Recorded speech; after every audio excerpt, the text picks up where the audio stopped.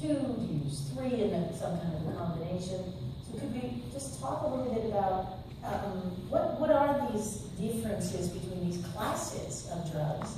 And if there are some new ones out there, could you talk a little bit about whether you think it would be beneficial? You know, that's probably a big thing, so let me split it in half. And since you still class, I was going to say, good round. Well, the very difficult questions go here. That's the benefits of home field. So, I'll start with immunomodulators. So, that really is just a fancy word for saying we're not really sure how the drug works.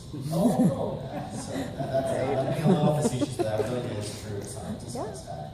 And that term really refers to drugs like flutamide and lenalidomide, which have definitely had activity in myelofibrosis, but their use has really been curtailed now that the JAK inhibitors are available. So, Brady and I rarely, if ever, use those drugs these days. There may be a rare patient who had that before, but it's really not commonly used. okay. I can do one more and then throw it over to Brady. So inhibitors. So these are, these terms, targeted therapy, refer to drugs, typically small molecules, that are very specific for one target. So that's actually, in some ways, the opposite of an immunomodulator, which means we're not sure what the target is. Inhibitor means we know exactly what the target is, and this molecule or a drug hits that target. It can be a little more complicated than that in terms of specifically with JAK2. Some people say JAK2 inhibitor, some people say JAK inhibitor, and the reason for that is most of the drugs in that class are not totally specific for JAK2, but also inhibit JAK1 or JAK3 to some extent. And that may or may not be practically relevant, but they are relatively specific, and what comes along with that is the potential, at least, for very specific disease-modifying activity without other side effects that can come from hitting other targets or pathways. But regardless of the underlying biology, we have to see what happens in the patients. And we know from our experience already with the JAK inhibitors that there are certain nuances in terms of side effects as well as efficacy that may be related to their specific targets. Okay, so then I'm going to toss telomerase activity to you and tyrosine kinase. So I'll just give you those two. Well, I can talk a little first about tyrosine kinase inhibitors. And this is the group of therapies that are really on the pedestal. We'd love to have the same type of therapies in myelofibrosis and polycythemia vera. These are the group of therapies that are used in another disease called chronic myeloid leukemia, or CML. And there are now 5 of these. There are 3 that can be used in the beginning, and there are options if one of them is not successful. These drugs are, they're almost like no other in that it's a single pill that, either given once or twice a day, can remarkably alter the natural history of the disease. CML is an entirely different disease with these pills.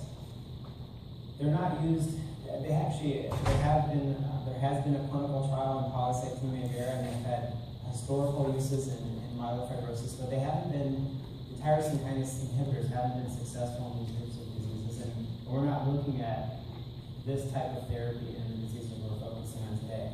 But they're really on the pedestal because they've absolutely changed the course for patients with a slightly different disease. Why are we not yet there in ET, PV, and myelofibrosis? Well, again, their diseases are remarkably heterogeneous compared to CML, and there's a lot of different things going on. JAK-STAT, or the JAK mutations, are really important for these diseases, but it's not the only thing happening. So they help, but there's a certain ceiling because there's all these other different pathways of interest that we have to focus on. So a little bit about JAK inhibitors. Before we talk about telomerase inhibitors, because telomerase inhibitors, this is a clinical trial that I don't think we have much information yet about. Perhaps we can leave it for the section of clinical trials. But a couple important points about JAK inhibitors I think Stephen really already made. One, we could go back, and some of you maybe just learn about what JAK2 is and how do we describe JAK2. Because this is something that's relatively new. It's described 10 years ago. For us, it's very, very new.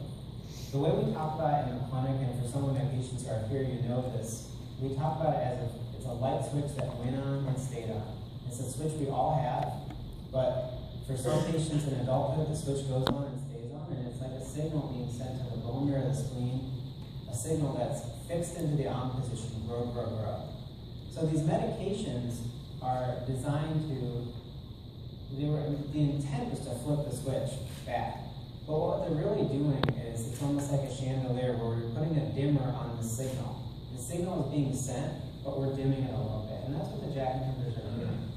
And what's very interesting is, though this is considered a targeted therapy, even if you don't have a JAK2 mutation, the medications can still work. And I think that became more clear after the clinical trial results were published, because there are certain patients in the clinical trials that didn't have a JAK2 mutation, and they had the same type of response in their symptoms in their spleen. So well targeted, not entirely personalized or precise. They're targeting a switch that's on, but not necessarily directly the mutation.